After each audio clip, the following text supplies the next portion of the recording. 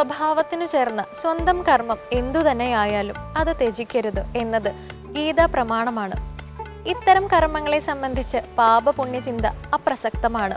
ഭാഗവതത്തിലെ വ്യാദഗീതയിൽ ബ്രഹ്മജ്ഞാനിയായ വ്യാദനെക്കുറിച്ച് പറയുന്നു.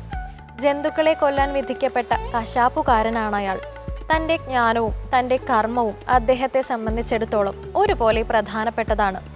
കർമ്മനിരതമല്ലാത്ത ജീവിതം അർത്ഥശൂന്യമാണ്. ദക്ഷയാഗവേദിയിൽ ജീവത്യാഗം ചെയ്ത് സതിയുടെ ശരീരം വിഷ്ണു സുദർശനത്താൽ ഖണ്ഡിച്ച് 108 സ്ഥാനങ്ങളിലായി നിക്ഷേപിച്ചു.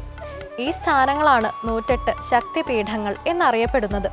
ഇനി ഇന്നത്തെ ദീപാരാധന കാഴ്ചയ്ക്കായി ക്ഷേത്രാങ്കണത്തിലേക്ക് പോകാം.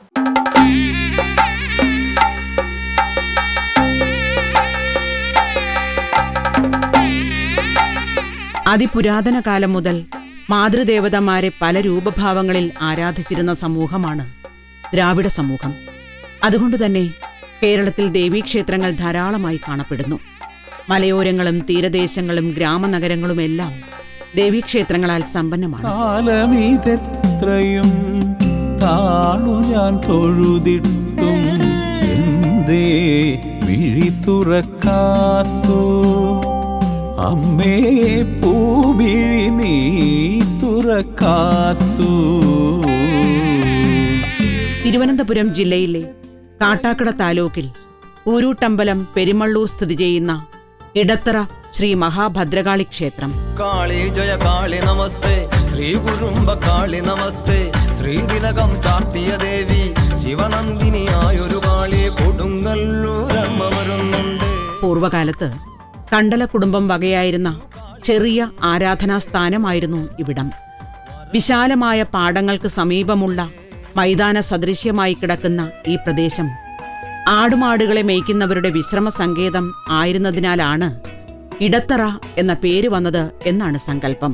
അമ്മയായി സൽക്കർമ്മ മർമ്മമായി ഭക്തർക്ക് നന്മ തൻ വഴി കാട്ടി നിൽപ്പതും നീ.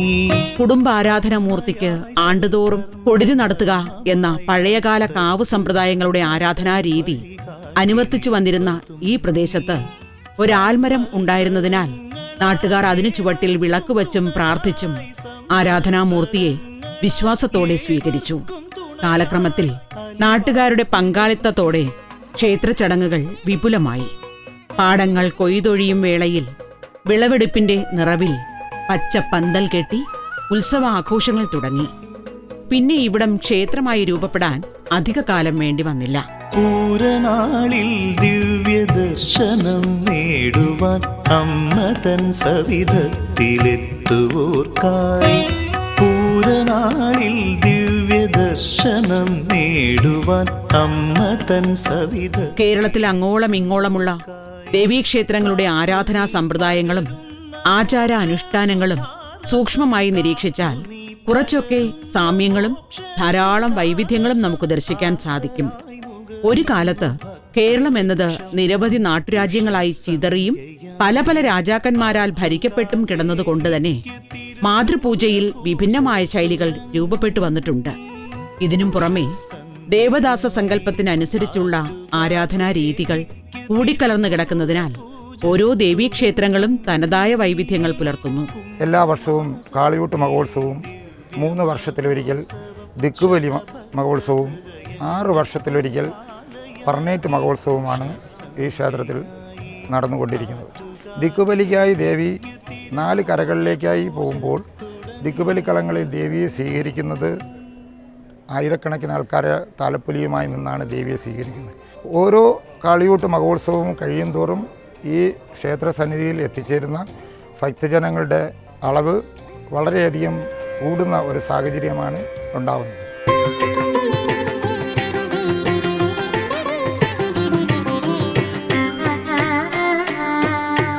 തിരുവനന്തപുരത്തെ ദേവീക്ഷേത്രങ്ങളെക്കുറിച്ച് അറിയാൻ ശ്രമിക്കുമ്പോൾ വെളിവാകുന്ന വസ്തുതകൾ ഏറെ രസകരമാണ്. ഇവിടുത്തെ ദേവീക്ഷേത്രങ്ങൾ പല വിഭാഗത്തിൽപ്പെടുന്നു. പാർവതി, ദുർഗ, ചാമുണ്ഡി, ഭദ്രകാളി, വാരാഹി എന്നീ ഭാവങ്ങളിലെല്ലാം ആരാധന നടത്തുന്ന ക്ഷേത്രങ്ങൾ ഉണ്ടിവിടെ. ഇതിൽ ഭദ്രകാളി ക്ഷേത്രങ്ങൾ തന്നെ വിവിധ തരത്തിലുള്ളവയാണ്. പഴയകാലത്തെ കാവുകളും കുടുംബാരാധനാ സ്ഥാനങ്ങളും ക്ഷേത്രം രൂപം പ്രാപിച്ചവയാണ് ഒരു വിഭാഗം. മറുവിഭാഗത്തിൽപ്പെട്ടവ മുടിപ്പുരകൾ എന്ന താൽക്കാലിക ആരാധനാ സ്ഥലങ്ങൾ ക്ഷേത്രങ്ങളായി പരിണമിച്ചവയാണ്. ആദ്യ വിഭാഗത്തിൽപ്പെട്ട ക്ഷേത്രങ്ങളുടെ പട്ടികയിൽപ്പെട്ടതാണ് ഇടത്തറ ഭദ്രകാളി ക്ഷേത്രം. കാവുകളും കുടുംബാരാധനാ സ്ഥാനങ്ങളും ഭദ്രകാളി ക്ഷേത്രമായി മാറുമ്പോൾ ഉണ്ടാകുന്ന മാറ്റം ഇവിടെയും സംഭവിച്ചു.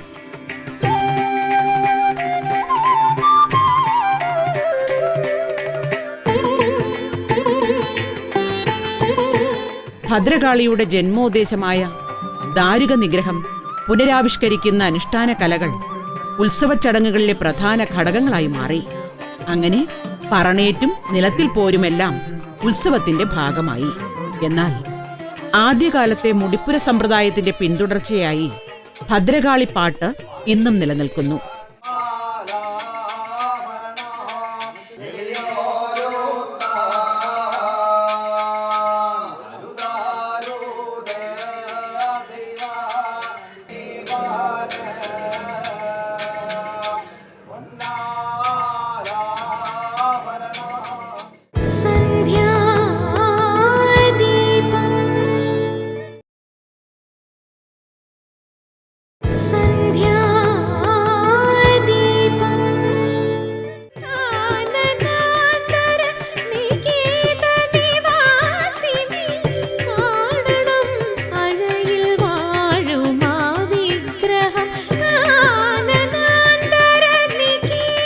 തികച്ചും കേരളീയ വാസ്തുരീതിയിൽ പണികഴിപ്പിച്ച മനോഹരമായ ക്ഷേത്രമാണ് ഇടത്തറ ശ്രീ ഭദ്രകാളി ക്ഷേത്രം. എന്നാൽ സാധാരണ ക്ഷേത്രങ്ങളിലുള്ളതുപോലെ നിത്യപൂജകൾ ഇല്ല. ചൊവ്വ വെള്ളി ദിനങ്ങളിൽ സായാഹ്ന പൂജ നടത്തപ്പെടുന്നു. ഞായറാഴ്ച ദിവസങ്ങളിൽ ഉച്ചപൂജയും അന്നദാനവുമുണ്ട്. മലയാള മാസം 1-ാം തീയതി, മറ്റ് ഹൈന്ദവ വിശേഷ ദിനങ്ങൾ മുതലായ വേളകളിൽ അതിനനുസരിച്ചുള്ള പ്രത്യേക പൂജകളും ചടങ്ങുകളും നടത്തപ്പെടുന്നു.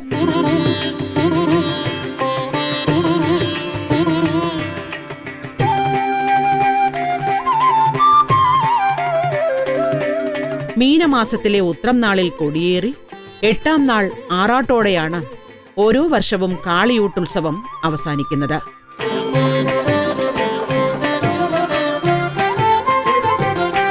മൂന്ന് വർഷത്തിലൊരിക്കൽ ദിക്കുബലി നടക്കും.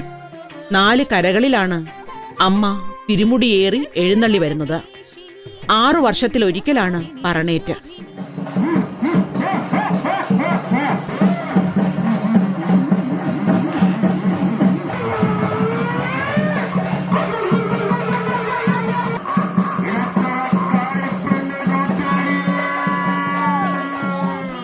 കാവ് സമ്പ്രദായം നിലനിന്ന കാലത്ത് തന്നെ പൊങ്കാല ഇവിടെ വിശേഷ ചടങ്ങായി നടത്തപ്പെട്ടിരുന്നു. വലിയ വാർപ്പിൽ പൊങ്കാലയിട്ട് വാത്തി സമുദായത്തിൽപ്പെട്ട പൂജാരി പൊങ്കാല വിളയാടുന്ന സമ്പ്രദായമായിരുന്നു ആദ്യം. എന്നാൽ ഇന്നത് കൂടുതൽ ജനകീയമായി മാറിയിരിക്കുന്നു. തിരുമുടി വരുന്നതിന് മുമ്പായിട്ട് ഇവിടെ ഒരു പ്രധാന ഇതെന്ന് പറഞ്ഞാൽ പൊങ്കാല വഴിപാടാണ്. പൊങ്കാല ഈ ഉത്സവം 7 ദിവസത്തെ ഉത്സവം, 7 ദിവസത്തെ ഉത്സവം ഉണ്ടായത്. ആ 7 ദിവസത്തെ ഉത്സവത്തിൽ പൊങ്കാല വഴിപാടാണ് പ്രധാനമായ ഒരു വഴിപാടായിരുന്നു. എന്ന് പറഞ്ഞാൽ പൊങ്കാല വാർപ്പിൽ, വലിയ വാർപ്പിൽ പൊങ്കാല ഇട്ടിട്ട് പരവനാശൻ എന്ന് പറയുന്ന ആ വാത്തിയാണ് ഇവിടുത്തെ മുഖ്യ കാർമ്മികത്വം. അദ്ദേഹം ഈ പൊങ്കാല വിളയാടും. ഈ തെങ്ങും പൂ കൊണ്ട് പൊങ്കാല കോരി ദേഹത്ത് മുഴുക്കെ അടിക്കും. അങ്ങനെ ഒരു ചടങ്ങായിരുന്നു. അത് കാണാൻ ഇവിടെ പ്രദേശത്തുള്ള ഒരുപാട് ആൾക്കാർ വരുമായിരുന്നു.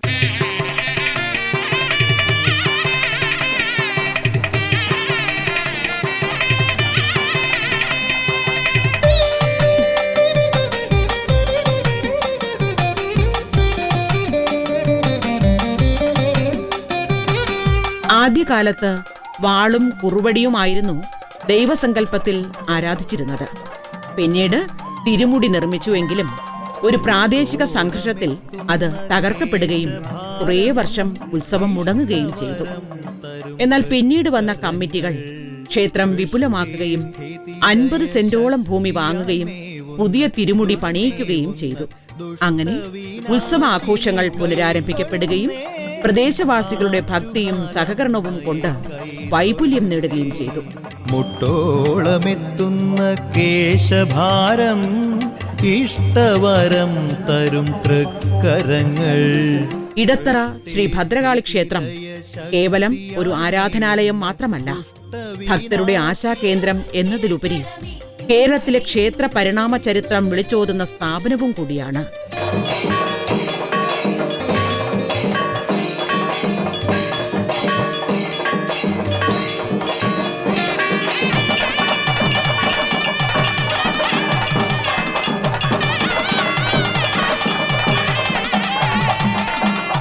ഈ പുണ്യഭൂമിയിൽ കുടികൊള്ളുന്ന ശ്രീ ഭദ്രകാളി ഈ നാടിനെയും ഈ തിരുനടയിലെത്തുന്ന ഭക്തരെയും ഈ ചരിതം കേൾക്കുന്ന ഓരോരുത്തരെയും അനുഗ്രഹിക്കട്ടെ എന്ന് നമുക്ക് പ്രാർത്ഥിക്കാം.